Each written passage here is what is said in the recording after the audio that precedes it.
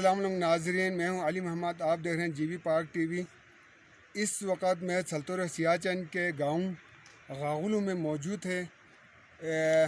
ناظرین، میں آپ کو بتاتے چلوں، اعداد شمار کے مطابق 1984 سے اب تک اس علاقے کے کم سے کم 12 افراد پاک فوج کے لیے خدمات سر انجام دیتے ہوئے شہید ہو چکے ہیں، جبکہ سینکڑوں کی تعداد میں برف پوش پہاڑوں پر پاک فوج کے لیے رسد کا کام کرتے ہوئے زخمی ہو گئے اور متعدد افراد دائمی امراض کا سامنا کر رہے ہیں۔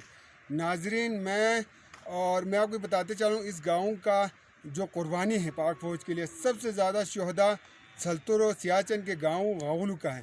اور اس کے بعد ہم ان شہداء کے وارثین سے ملتے ہیں اور ان سے جانیں گے کہ یہ واقعہ کب ہوا، کیسے ہوا، کہاں پر ہوا، اور ان کے جذبات کے بارے میں سن کے اس وقت کیا جذبات تھا، اس وقت کیا جذبات ہیں۔ تو آئیں ناظرین، چلتے ہیں تھوڑا۔ السلام ناظرین، میں آپ کو بتا چکا ہوں کہ میں اس وقت سلطور سیاچن کے گاؤں غاغلو اور محلہ کت میں موجود ہے۔ اس وقت میں ایک اور شہداء محمد حسین اور ان کا جو والد صاحب ہیں غلام مہدی، ان کے گھر پر آیا ہوں۔ تو ہم غلام مہدی صاحب سے جانیں گے کہ ان کا جو بیٹا ہے، ان کے جو لخت جگر ہے، ان کا جو شہادت ہو رہا تھا، تو وہ واقعہ آپ خود ان کی زبانی سنیں۔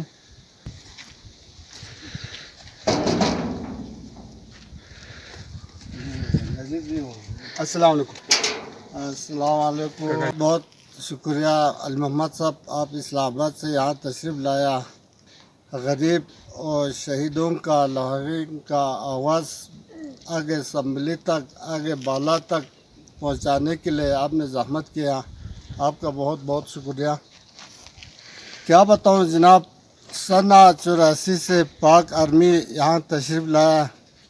دمسم سے اپنے مدد، آپ یہاں دمسم سے گراری تھا، جیب روڈ بھی نہیں تھا، پول بھی نہیں تھا۔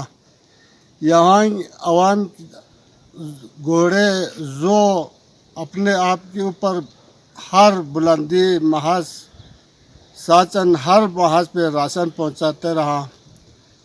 سن 2003 میں 58 بلوچ اپنا میعاد پورا کر کے اتر رہا تھا، 15 کے وہاں گیا میں 40 لیا ہوا تھا۔ تو ہمارا بیٹا تھا 22 سالہ لڑکا محمد حسین، وہ جب بھی فوج آیا، فوج کے ساتھ اٹھنا بیٹھنا، ان کی خدمت کرتے ہوئے زندگی گزرتے ہوئے، تعلیم بھی پڑھا ہوا تھا؟ اس کا تعلیم میٹرک تھا۔ تو اتنے میں وہاں رات کو جا کے بوجھ پھینک کے واپس آنا تھا۔ اللہ تعالیٰ ان کی زندگی آخری ٹائم تھا، وہاں یرملہ میٹ پہ سب سے بلندی جہاں جگہ پہ انہوں نے رات کیا۔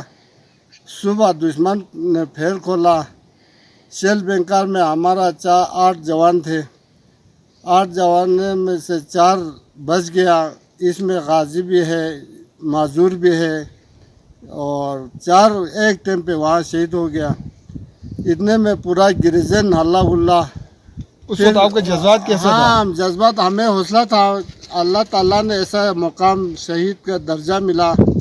ہمارا 3 لڑکے ہیں، ابھی بھی ہے، اللہ تعالیٰ ان کو بھی اگر پاک فوج اسلام کے لیے ضرورت ہو گریز نہیں کرتے، ہم ان پاک آدمی کے ساتھ شانہ دیتے بھی رہا، لیکن ہمارا آواز آگے تک آج تک اس وقت گورنمنٹ پاکستان سے مقتدر اداروں سے آپ لوگوں کے لیے کوئی مراعات؟ نہیں، کچھ بھی نہیں ملا۔ اس وقت ہم نے جنرل ٹوکا صاحب کو درخواست اپلیکیشن دیا، جناب ہمیں وہاں پنجاب میں گاڑیوں میں ایکسیڈنٹ، آپس میں دشمنی کے نقصانات 10 لاکھ 20 لاکھ معاوضہ دیتا ہے۔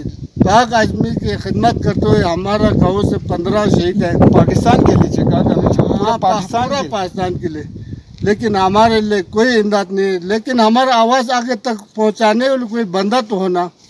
یہ بیوہ کدھر جائے گا؟ غریب لوگ کہاں اسمبلی میں، کہاں پاک آرمی کے پاس ملاقات ہو سکتا ہے؟